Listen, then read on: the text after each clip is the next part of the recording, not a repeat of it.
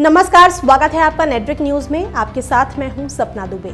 11 दिसंबर 1929 को मुंबई में जन्मे सुभाष गुप्ते को जानने और उन्हें याद करने की कई वजह हैं।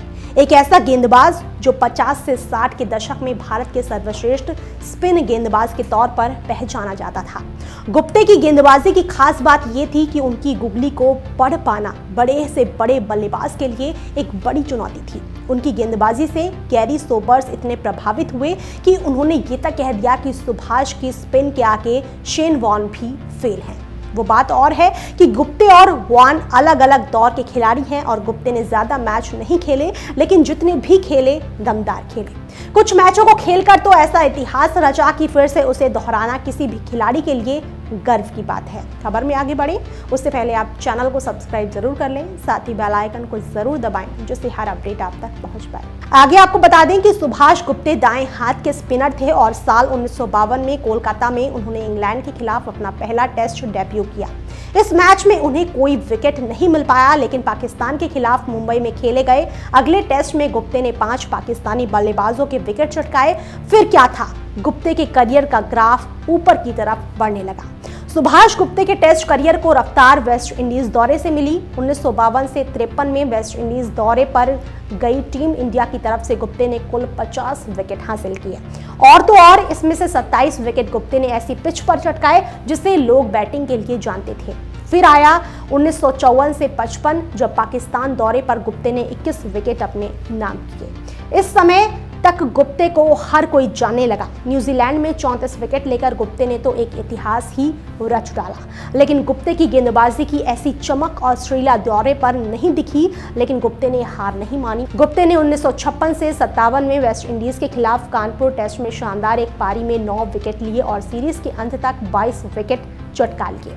इंटरनेशनल करियर में सुभाष गुप्ते ने भारत के लिए करीब एक दशक से ज्यादा खेला और इस दौर में 36 टेस्ट खेलकर 149 विकेट हासिल किए। इसमें 12 दफा गुप्ते ने 5 विकेट लेने और एक बार 10 विकेट लेने का कारनामा कर दिखाया। उनका करियर कब और कैसे रुक गया ये जान लेते हैं। वैसे तो गुप्ते का करियर पीक पर था, लेकिन ऐसा क्या हुआ कि एक उगता हुआ सूरज बिना उगे ही डूबने लगा। ऐसा क्या हुआ कि गुप्ते इंडियन क्रिकेट में खेलते कभी दिखे ही नहीं। दरअसल साल 1961 था और इंग्लैंड की टीम भारत दौरे पर थी। 5 में से 3 टेस्ट हो चुके थे। तीसरे और चौथे के बीच 12 दिनों का गैप था और क्रिसमस के लिए इंग्लैंड की टीम वापस अपने देश चली गई थी। चौथा टेस्ट कलकत्ता में 30 दिसंबर से खेलना तय किया गया था, लेकिन 28 दिसंबर को ही ऐसी खबर मिली कि कृपाल सिंह और सुभाष गुप्ते को टीम से हटाकर इरापल्ली प्रसन्ना को टीम में शामिल किया गया है। सोचने वाली बात तो ये थी कि सिंह और गुप्ते दोनों ही फॉर्म में थे और चोटिल भी नहीं थे। गुप्ते की लेग स्पिन तो कलकत्ता टेस्ट के लिए बड़ा फैक्टर होने वाली थी। ऐसे में इस तरह का डिसीजन तब इंडियन टीम के कप्तान नरी कॉन्ट्रैक्टर ने बताया था कि कृपाल सिंह और सुभाष गुप्ते को अनुशासन से जुड़ी वजहों से बाहर किया गया है, जिसके लिए सुनवाई भी होनी थी। दरअसल मामला ये था कि सुभाष गुप्ते और कृपाल सिंह एक ही कमरे में रुके थे और इस होटल में पूरी इंडियन टीम रुकी थी। इंडियन टीम के मैनेजर से होटल की रिसेप्शनिस्ट ने शिकायत कर दी थी और शिकायत ये थी कि सुभाष गुप्ते और कृपाल सिंह के कमरे से रिसेप्शनिस्ट के पास एक कॉल किया गया था, जिसमें रिसेप्शनिस्ट से पूछा गया था कि मेरे साथ ड्रिंक्स पे चलोगी। कृपाल को टीम से निकाले जाने के बारे में पहले ही पता था तो वो एयरपोर्ट चले गए और इस बारे में गुप्ते को पता चला तो वो एयरपोर्ट कृपाल से मिलने पहुंचे, जहां कृपाल सिंह ने सुभाष से कहा तुम्हारा इसमें कोई दोष नहीं है। यहीं पर टीम इंडिया के cricket board president Muttiah Chidambaram भी थे। गुप्ते ने उनसे कहा आपका आरोपी सब कुछ कबूल रहा है, फिर इसमें मुझे क्यों घसीटा जा रहा है।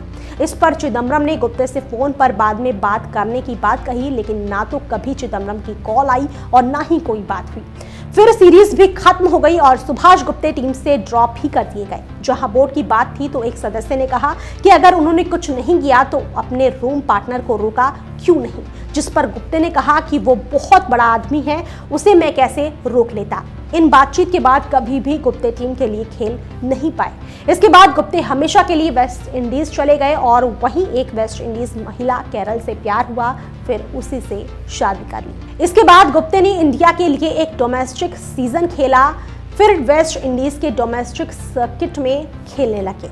एक दिन गुप्ते ने क्रिकेट से रिटायरमेंट ले लिया और त्रिनिदाद में ही अपनी अंतिम सांसें भी ली। साल 2002 में 31 मई को भारतीय क्रिकेट टीम के लाजवाब गेंदबाज ने दुनिया को अलविदा कह दिया था। फिलहाल के लिए इतना ही। बाकी ऐसी और वीडियोस के लिए आप चैनल को सब्सक्राइब करना ना भूलें। आप देख रहे हैं नेट्रिक न्यूज, साहस सच कहने का।